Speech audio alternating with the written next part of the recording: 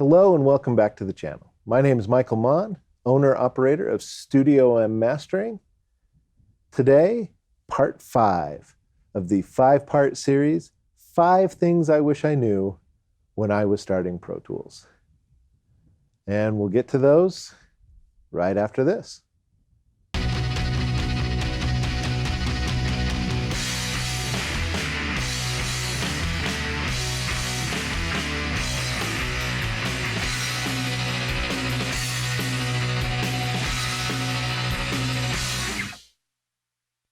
So I'm super excited today. Today is part 5 of the 5-part series, the 5 Things I Wish I Knew When I Started Pro Tools. So there are 4 other videos. If you haven't seen them, definitely go check them out. I'll link them here. My name is Michael Mon, owner-operator of Studio M Mastering, an affordable music mastering studio. Have my website, studiommastering.com. Links are down below. If you're new to the channel, definitely hit the like and subscribe button. That would be helpful. Even hit that bell because you'll be notified, be one of the first to know of my weekly uploads. Again, part 5 of the 5-part series, the 5 Things I Wish I Knew When I Was Starting Pro Tools. So let's get to it. So here we are, video 5 of the series 5 Things I Wish I Knew When I First Started Pro Tools. We're at the DAW, we're in Pro Tools. Thing number 1 that I wish I knew, we're going to be starting with templates. When you're first starting out, there's something nice about knowing where everything is. A lot of clients in the past that I've done consulting work with, one of the things that I've helped them do is to really just streamline so that they can get set up and record, and just to make things easy.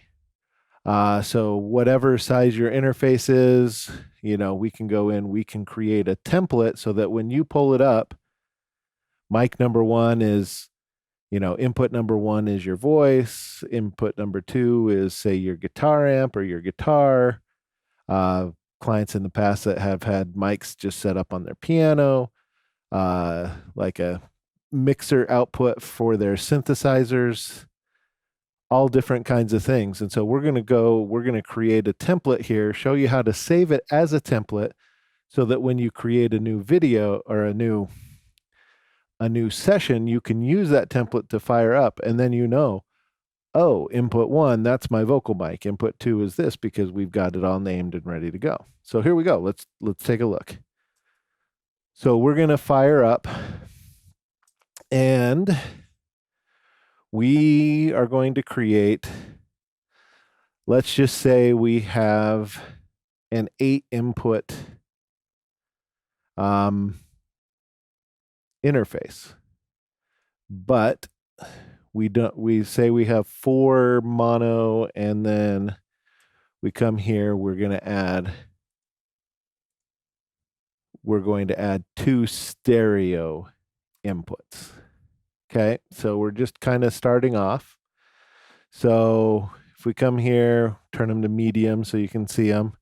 So input 1, that is a mono input, and then we can come here, we better go to input 5 and 6 and input 7, 8, because it kind of defaults, my default input that I set up. If I come here to my IO setup, I can set here my default output bus is 1 and 2, and then my input generally is, it starts with whatever my first one is, and then if I'm creating a stereo, it will automatically default to my first stereo input. So I have to go and change. So if you remember, my inputs, and then this is my main output 1 and 2. That's how I get to my speakers.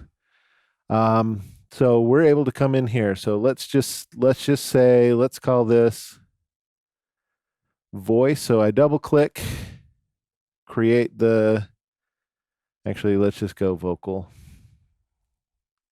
I'm just going to use my Vox. And then let's say this is our electric guitar amp.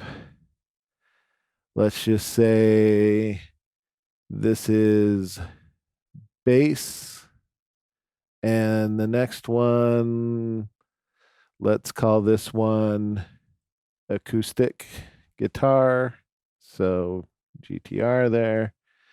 And then this one is an acoustic piano. And then this one is a synth. So these are all my inputs coming in. So let's go ahead and let's just rename the input and let's call that Vox. And so now if you look, my input is Vox. Pretty simple, easy to set up. Let's rename this EGT. So it's our electric guitar. And actually, I'm going to call this EGT1 because we may get a lot of electric guitars, because you never can record just one, right? So we may end up duplicating that throughout our session. So we're just going to basically create EGT1. Bass, we're going to rename. So I'm right clicking to name the bus or to name the input, excuse me. We can rename the bus that way too. So we could rename our output and, let's just rename the output mix. So now everything we know is going to the mix. So then acoustic guitar. It's kind of a long one, so let's rename this. I'm a firm believer in short names. Let's call this piano.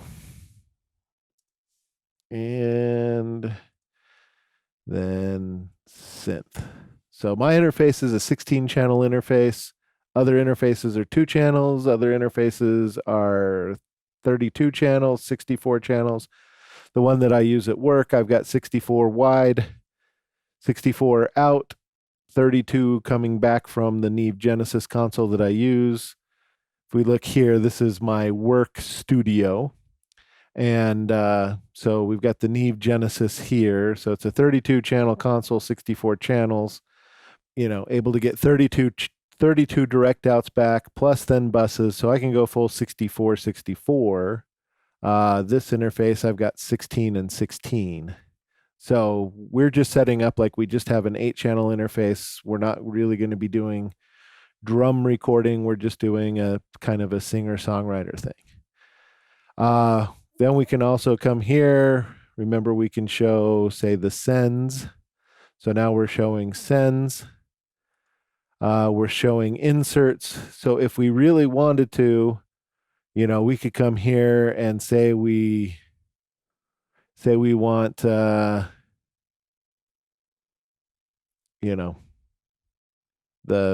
Brainworks from Plugin Alliance, the SSL 4000 channel. We want that to pop up for that particular one. If we wanted to just call up a preset, we could, and then that would be stored with it. We could create like just a general setting, like, here, for vocals, we're just going to run roughly an 80 hertz high pass filter. We're going to keep the compressor a little bit more mild. We're going to turn the threshold to about right there, so it might compress a little bit. Let's build in our EQ, do a little 10K top. Let's do, 2.5, just a little touch. Come here, get rid of a little of the low mid honk, and maybe we'll just touch a little bottom. Okay, so we've got that set up. We could do that for each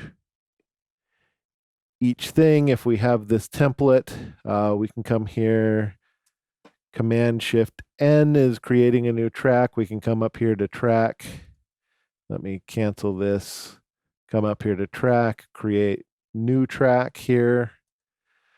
Hit that. We're going to create a stereo aux input because we're going to, for our vocal and acoustic guitar, we're going to feed to a reverb. Okay, so we're going to come here, we're going to come bus, we're going to choose bus 1 and 2, we're going to rename it verb because, it's like a herb, but a verb. Okay, bad dad humor. So then I come here, I can set up a send, and I can go to my verb, and then, I can feed it.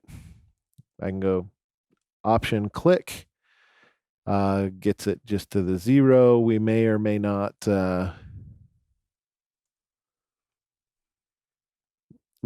want it at that level, but that's an easy adjustment once we get into our session. We're doing the same thing with the I just copied it down. Option click or option click and drag takes it down. In fact, let's put it on the piano also. We can take it from a mono to a stereo, but we can't go back. So if I tried to copy and paste that there, it won't do it with plugins, but it'll do it with the sends. So we've got our verb. So let's choose a reverb. So let's come here, multi-channel plugins, reverb, and we'll just go with if you're running Pro Tools, you're pretty much going to have a deverb. So we'll set up a deverb and say, oh, we love the plate, we like the medium plate. We can go in and adjust presets and do all of that, but right now we're just showing a demonstration of how we can set up a session, and then we're just going to create. I always like to have just a master fader, just so that I know what's there. And we're going to rename the auxiliary verb so that we know what's there. So, and then, we can come in, we can do all kinds of stuff we can come in and we can, choose different colors. So say I want this bright, like this purpley blue for the vocal. My guitar, I want this like green. Acoustic guitar, I want a similar green. So let's come here. Bass, let's go. Let's go really bright on the bass. The piano, why not? Let's make the piano red. And then the synth, let's go even redder. So, we can do all the different colors. You can come up with a color palette of your own. When I'm dealing in post-production, I have the standard blue. So like if I'm here, the standard blue that comes out, I believe it's that one. That's my dialogue. My B-roll, I've got an orange. My effects that I'm adding, so stuff that comes from the editor, I keep orange. That's like the sound effects. The effects that I do, I make them yellow. Music tracks are all red, and then all my auxiliaries are green. So I keep this green. I usually make it a little bit darker just to be able to see it better. So I go with that green, and then my master faders, I usually go with a purple so that I know my master is there. So anything that's like an audio track is either blue, red. If I'm doing Foley, I keep that in my effects. I can do 2 variations on my yellows. But then it's just a real easy visual thing. And so then if I'm doing this, creating my template, I can set up whatever color I want. So then it's just this, it helps me when I'm organized. Like if I'm over here on my mix window and I look, it's like, oh, and let's turn off the narrow mix window so we can see what the mix window looks like normally. So we've got our sends, we've got our inserts. Let's just, copy this insert. We can do whatever we want because this is a test template. Like you're going to go in and you're going to create your own. I mean, and I can even have on my master bus, you know, oh, let's put on a compressor that I like. So let's put on that SPL iron. I can have its own preset, whatever I want to do. And now that's on there. So I'm going to hit save. And then we come here to the file menu, and then we can save as a template. Now we can choose where we want to save it. We can create a new category. So I'm going to add a category, and I'm going to call this Mike's Templates. Okay, so I created a whole new category, and we can actually like load audio into what we're doing if we so desire. I generally don't, but then we can call this Mike's Songwriter Template. So then I can hit that. Now I have a template session. So if I come here, save again, close out. So what we can do, we can come here, create a new session using my songwriter setup. I want to go and I want to use the last used. Typically what I would want to do if I want to have all my IO name changes set up is, I'll show you here in a second. So I'm going to just create a Mike Songwriter session. I can change the bit depth, sample rate, all of that stuff. So then it's going to populate, pull up. So it didn't save our name because I forgot to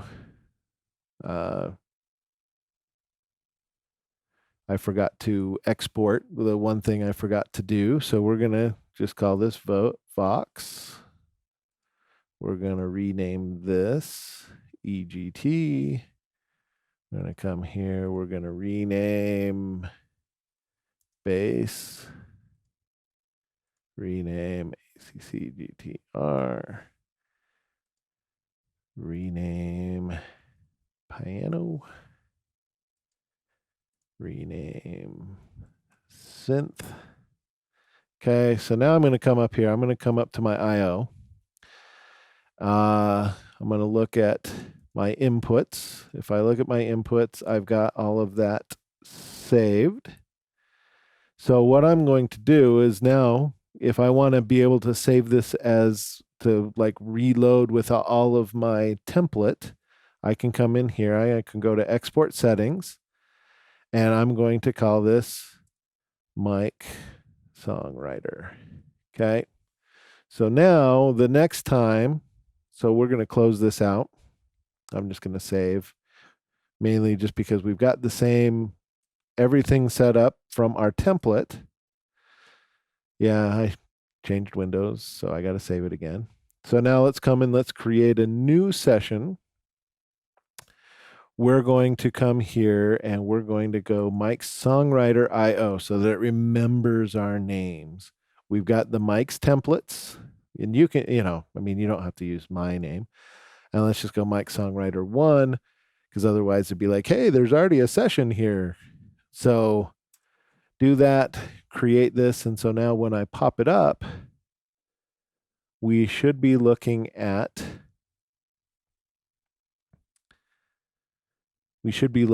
everything the same. And so now I have my vocal, my electric guitar, bass, acoustic guitar, piano, synth. I've got my mix, my reverb. All of my plugins are there. Everything the way that I want it, so that like if I could even save my template. Like I'd have to go in and adjust the template. I could overwrite the template if I wanted, but I could change levels. So say if like I wanted to keep my acoustic guitar down at like -10, and my electric guitar, I wanted to have -15, or I wanted to pan them, whatever I wanted to do, I could do that, save the template. I can either save it with the audio or without the audio. So say I've just done one session and I can create that template.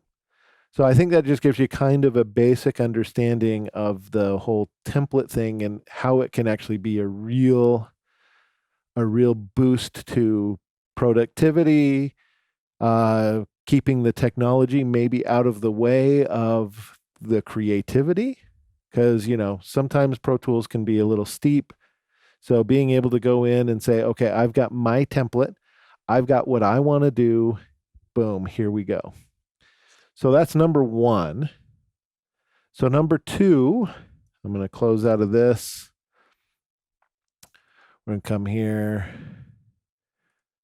We're going to open a song here.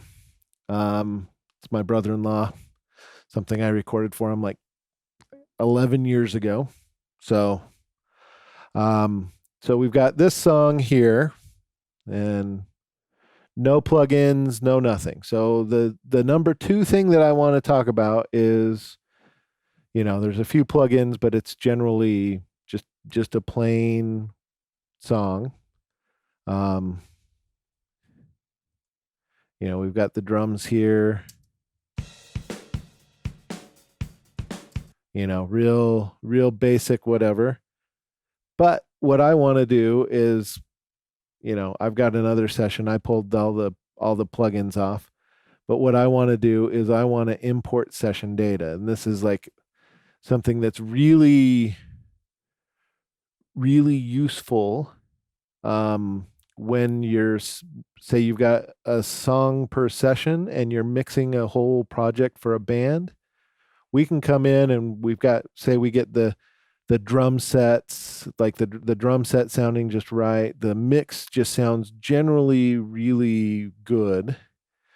And then we just want to come in and copy all those settings over. Well, we could go and save all our presets in the plugins and then have to recall all the plugins, or we can do this. So we can come here and we can go import session data, and then this tells us what we're looking at. So it tells us we're importing from whatever other song it was, but this is my brother-in-law's song, just one with plugins. We can copy the media if we're importing extra media, like extra clips. We're not going to be doing that. What I'm going to be doing is I want to match all the tracks and see if there's anything that's not importing in. Yep, we have a couple things. So what I want to do is I can assign it to a track, or I can just come in and say, oh, you're a new track. Okay, so we have all of this. It's matched. Now, before we hit OK, we can import the tempo. So like if we have a master tempo template, we can import that. All of the MIDI type of stuff, mic presettings if we had a connected mic preamp, which we don't. We can come here and we can choose. I've told it not to import the playlist because I want to use what the playlist is in the song. I don't want to be importing new media. So main volume automation setting, we can bring that in. If I've done a ton of automation on the other song, I don't want to do that. But if I've set up a static mix, then I'm willing to do this because I haven't set a global thing. And so this is usually when I will do if I'm mixing an album before I really dive into a song and start doing the fine tuning. This is my global pass so that I can get the songs in that same ballpark. I'll go in and I'll take the first song and I'll create my static mix, and then I'll just import all the different things. So, and I mean, we got a whole bunch of stuff. I'm not using an icon, so I don't have any of that kind of stuff, but I mean, I can, OGG sends. It's basically like the template, but I'm able to just come in here and grab from another session. So I'm going to hit OK here, and then I'm going to hit OK. And then it takes a minute because it's got to go through and load all the plugins. And so you see it starting to work. So it's going, and I've got plugins on most of the channels. I should have changed some of the volumes so that you could see that, but it resets the volumes to my static mix from before, bringing in all the plugins, all my reverb sends, my reverb returns. If I don't have any plugins, this other mix had some Sony Oxford stuff that I don't have on my system. So yeah, so then it pulls it all up, boom, here's everything. So drums are a little bit snappier, a little happier, all of that stuff. So that's the import session data. I use that all the time also in post-production, being able to import things from other sessions, import sound effects tracks, all different kinds of stuff. So that import session data. So if we come here to import, we can import like different audio. We can import a MIDI track. We can import video, clip groups. But right now we're dealing with the session data, and the session data, that number 2 thing, man, it's super useful when you're mixing. So that way you don't have to have all of your songs in one session, because that can really be kind of a CPU drain, having, say 10 songs under one timeline. It causes the sessions to get bigger and bigger and bigger. So if you have each individual song in its own timeline, importing session data before you've gone and you've done your vocal rides and all of that stuff, you've basically got your static mix, and import that into each of the next songs so that, oh, my drum sounds are very similar across the album. I've got all my general plugins. You might go adjust some things and, that kind of stuff. And, you still have the ability to come here and say, got my plugin here, and I can come here and I can, save setting as, and then I can, if I did some changes, but like the plugins there, and say, okay, I want to go, save setting as, and then I'm going to name it as Tom or whatever it is. And then I'm able to pull up that preset for the next song if I've gone and done something really drastic that needs to be the same. So that's number 2. So number 3, and maybe this should be before session data, but is setting up track groups. So down here, I've got this group window. And if you see here, like I have drums already set up. So let's go back to the mix window, but you can see that drums are set up. So whatever I do, I can solo the drums. I can mute all the drums together. So setting up a group is really simple. So say I just want to set up my kick drums. I've got 3 kick drum mics.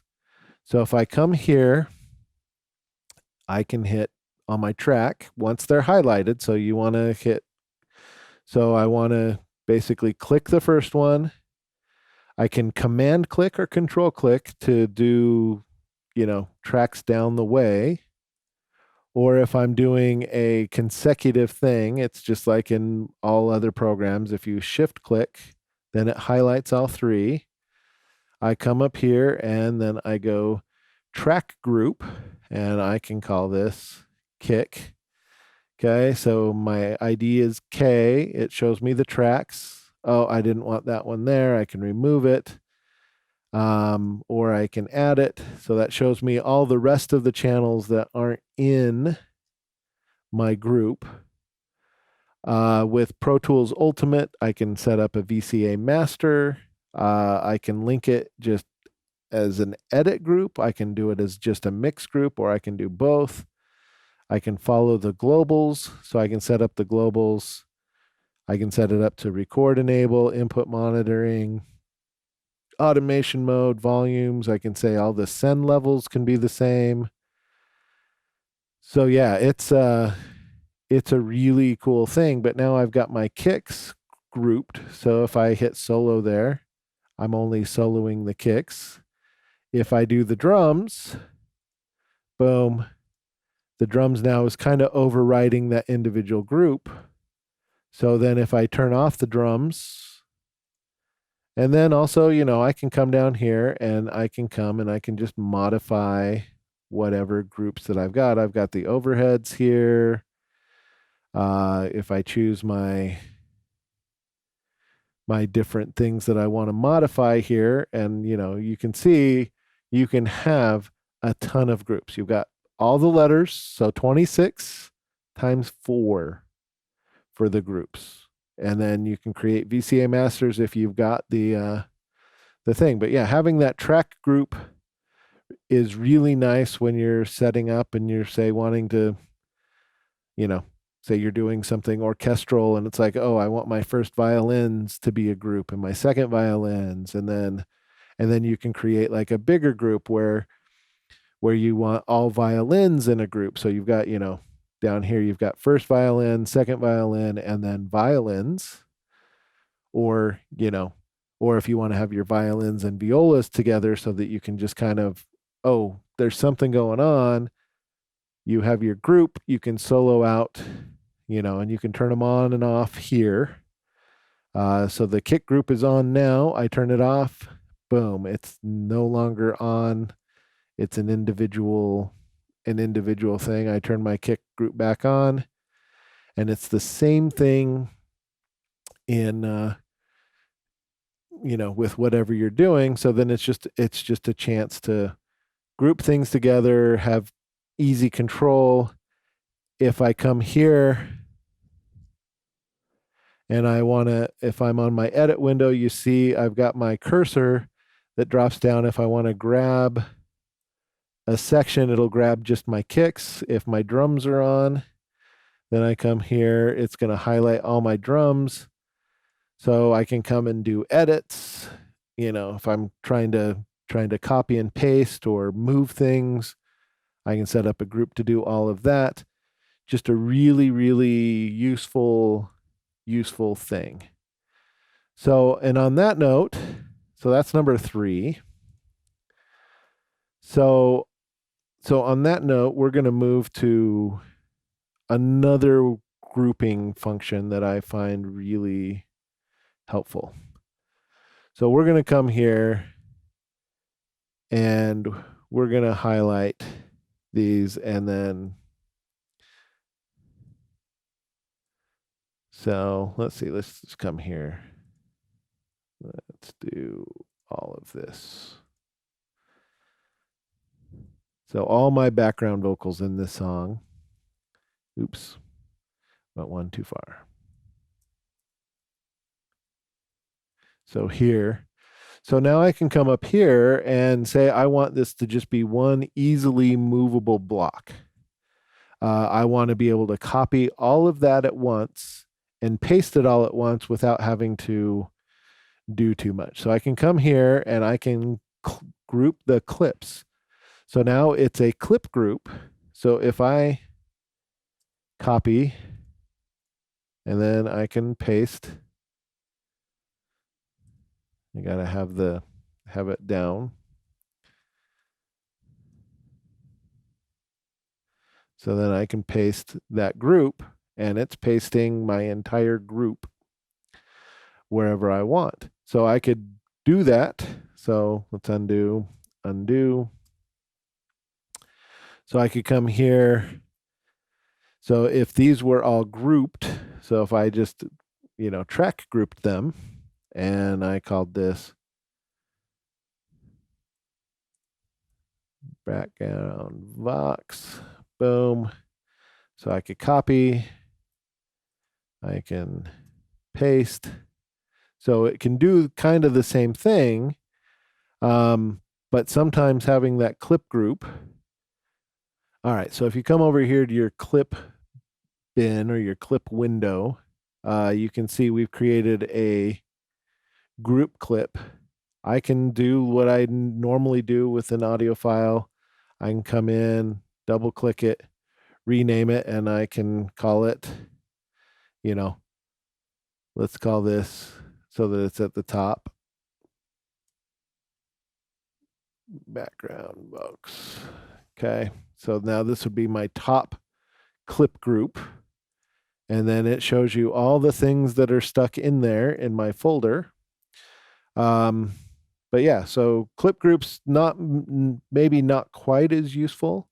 I find it useful a little bit more maybe in like in the post realm than I do in music, but your mileage may vary. But I'm able to say, you know, group a set of clips because, you know, I've got a scene that's going to reoccur multiple times and it's going to have maybe slight variations, but at least I have a starting point so that I can design my sound effects and I can group all of that. So then all I have to do is I have to come here and find this clip group and I can pop it into and then make my adjustments at that point. So it's useful in that respect.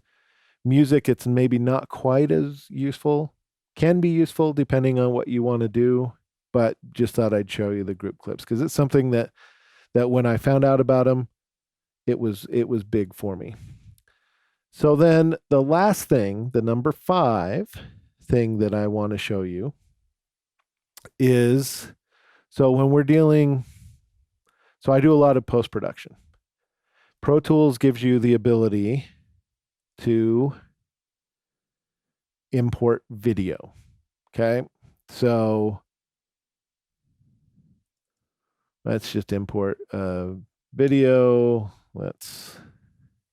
So I can go in and I can import a video track right here. So I can spot it, put it to time code. If you see it's a 23976 video track, so my session I would want to make sure is at 23976.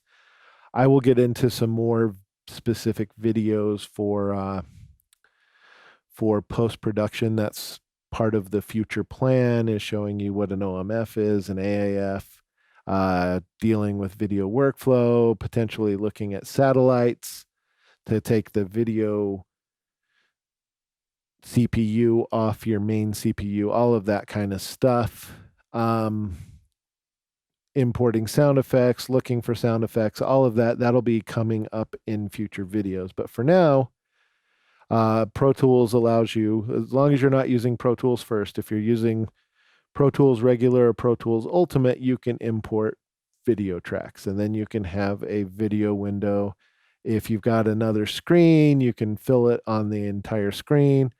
Say you've got your one main monitor and you're connected to a TV, you could just put your video up on the TV and then you've got this really big thing that you're looking at. It's in sync, not the band, but it, you know, you're following along and you're seeing the footsteps and you're doing all of that kind of stuff. So anyway, we've got the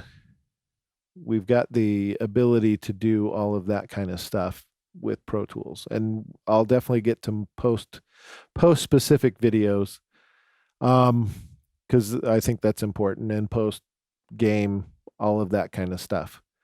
But being able to import session data, templates, creating a template, import, like making it the template, importing your session data, creating a track group, creating a clip group, I can speak, and then importing your video. Those are the 5 different things that I wanted to cover today. Again, you know, these are the 5 things that I wish I knew. And, you know, we're 21 through 25 at this point. We've got the other 4 videos that are up on YouTube right now. And if you're just catching this one as your first, definitely check the other ones out. Appreciate you being here. And yeah, thank you.